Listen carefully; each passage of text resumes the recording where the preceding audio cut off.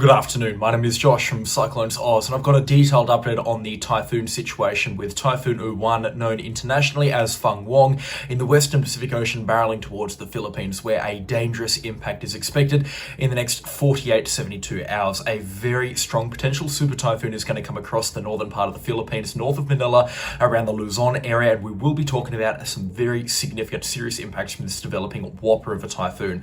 Currently, Typhoon Philippine Uwan, as it is known internationally, is located halfway between Guam and Palau being down here and Guam being over here, and it's tracking in a west-northwesterly trajectory at a relatively slow speed of about 12 knots, and it is on a direct collision course with the northern tip of the Philippines, in particular the island of Luzon. Now, the track forecast is pretty much set in stone. We're in fact expecting a direct hit on the northern tip of Luzon, or the central to the northern tip of Luzon, sometime on Sunday night, going in towards early Monday morning local time, probably around that 8 or 9 o'clock time frame in the evening, somewhere along this black line here, along the coastline here. So this goes from the northern tip of Luzon right down to about, laterally speaking, where Manila and Quezon City is. It's likely to miss Canton, as we're really expecting to hone in on a landfall location sometime in the next 48 hours with where this typhoon is going to go. But the forecast model consensus is very much set in stone as to what this typhoon is going to do. And one of those things that it is going to do is intensify, and it's going to intensify dramatically over the coming couple of days. Right now, it is beginning to develop a low pressure center, or a tight area of low pressure center, and that's going to continue to mature over the coming couple of days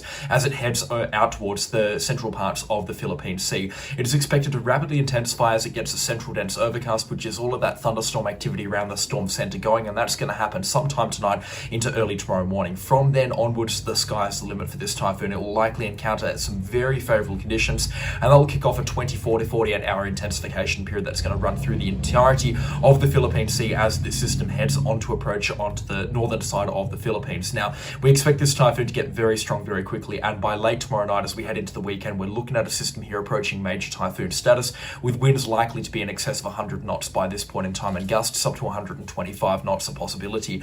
This would make this typhoon here with winds in excess of 200 kilometers an hour, wind gusts rather in excess of 200 kilometers an hour, making it close to a Category 5 strength tropical cyclone on the Australian cyclone scale, and most certainly a Category 3 strength major typhoon on the Saffir-Simpson hurricane scale.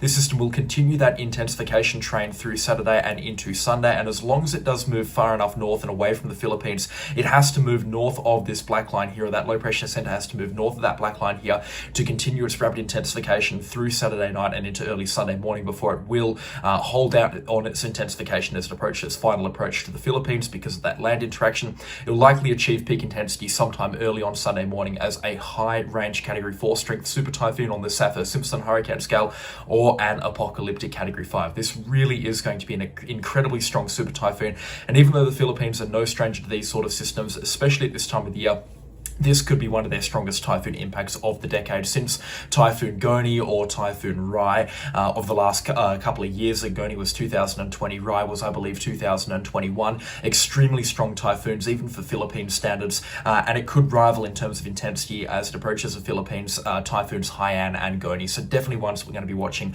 like hawks over the coming couple of days. The storm continues to strengthen, albeit a lot slowly, through Sunday. It's expected to be closing in on peak intensity if it's not already there by Sunday morning, before a little bit of weakening is expected as this storm approaches its final approach to the Philippines, and that's because it's going to be a very large typhoon area-wise, with tropical storm force winds expected to extend right down towards Legazpi on the southern side of Luzon, through Manila as well, and right over the northern tip of Luzon into the Batanes Islands, through the straight south of Taiwan, and then even up in towards the southern points of Taiwan as well. We'll be seeing these tropical storm force winds, with typhoon winds expected to extend a very big swathe around this typhoon as well as it begins approaching the Philippine mainland. So it really is going to be a large system, and that's why it's going to have a little bit of land interaction and thus a little bit of weakening as it approaches its final approach landfall wise, which is going to happen sometime late Sunday night into early Monday morning, and it will be an absolute monster, that's for sure.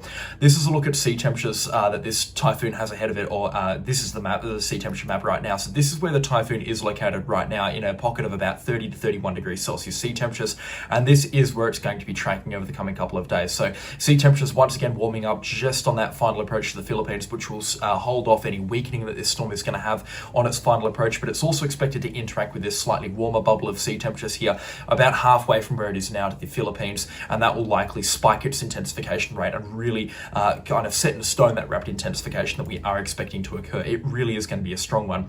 This is a look at the GEFS track ensemble forecast, and you can see the further north this storm goes, the stronger it's going to be. If it does pass a little bit further north of where the model consensus is right now, it's likely to come ashore as a high range category 4 or even an early range category 5, and that's because the jet stream is sitting quite far north. The jet stream is currently running across the southern islands of the Philippines, which means very high wind shear is going to interact with this typhoon if it does dive further south and head towards Catanduanes, which means it will likely be a weaker system if it does approach there.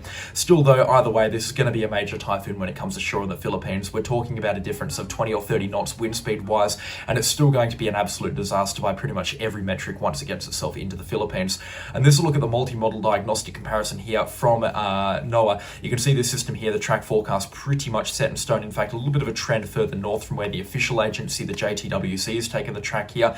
It is expected to intensify very quickly from about this point onwards, and you can see wind shear as well remaining very low over the next 48 hours before it does spike up a little bit once this system approaches the Philippines. Sea temperatures as well remaining very solid from here on out. Same with mid-level humidity. There's not going to be a problem ahead for this tropical cyclone, or this typhoon rather I should be saying, as it approaches the Philippines. It really is an ample setup for some pretty extreme stuff here from Typhoon Uwan or Phang Wong, depending on how you are referring to it. Now, everyone on the eastern side of Luzon needs to be preparing for at least signal 3 type conditions here, and potentially signal 4 type conditions on the northern half of Luzon. This will include Manila as well. You'll likely see signal 1 or 2 warnings raised in the next 24 hours in the Manila area, and that could be bumped up to signal 3 warnings if we do see a category 5 strength super typhoon approaching the northern side of Luzon. So it's really important to remain safe and vigilant in a situation like this. Make sure you do remain up to date as well, and make sure you do keep up to date with Pagasa and the official agencies over in the Philippines in regards to what this typhoon is going to do. It's got a long way to go before it gets to the Philippines, and a lot can happen. So make sure you are prepared. You've got plenty of time to do so. This storm coming ashore Sunday night in at least 72 hours away from now. So there is still plenty of time to prepare and act accordingly ahead of this super typhoon, but it's going to be strong, it's going to be historic, and it will pack a punch. I'll have more information on this storm here first thing tomorrow, and we'll keep you posted on what to do and what advice you should be taking in regards to this typhoon as it begins its final approach to the Philippines. But that is going to be all from me today. Thank you for watching, and if you haven't already, please do consider subscribing, and I'll catch you on the next storm. Goodbye.